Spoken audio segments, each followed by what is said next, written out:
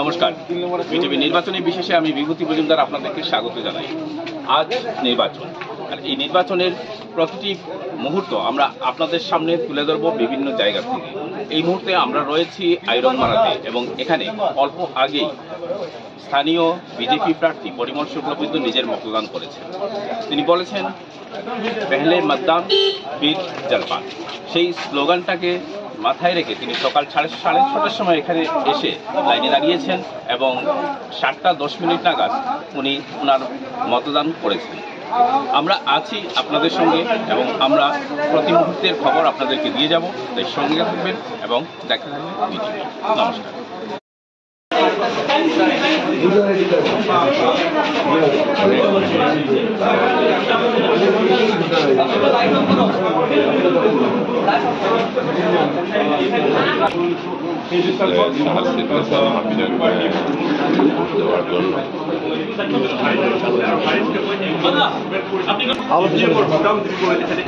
আগবাঢ়িব কাৰণ দেখিব পোৱা গৈছে ইয়াত সেই লগোৱা হৈছে আৰু তাৰ পিছত ৰাইজৰ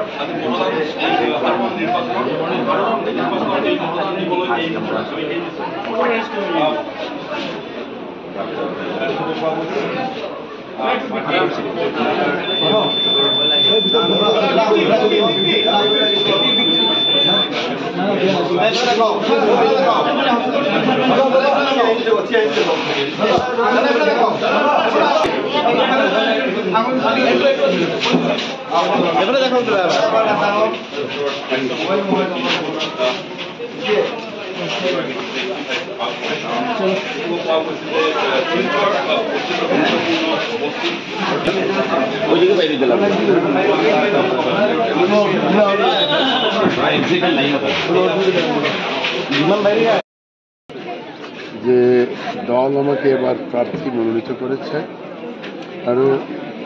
এবং এই প্রার্থী হিসেবে আমার দলের প্রতীক পদ্ধতি নিয়ে আমি ভোটান টিপে আমার অধিকার সাব্যস্ত করেছি। তখন আমি এক গর্বিত ভারতীয় হিসেবে আর এটা আমার নিজের গ্রাম, এই স্কুলে আমি লেখাপড়া করেছি।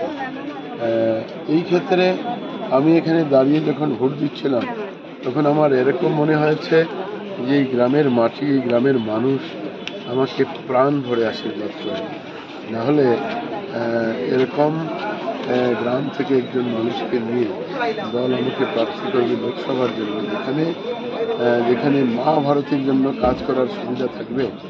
আমরা এতদিনও করে এসেছি, বিধানসভায় করেছি, কিন্তু গণতন্ত্রের সর্বশ্রেষ্ঠ মন্দির লোকসভায় দাঁড়িয়ে যে আমরা সম্পূর্ণ রাষ্ট্র ব্যাপারে আমরা কাজ করতে পারবো, এটা আমার মানব জীবন ধন্য হবে।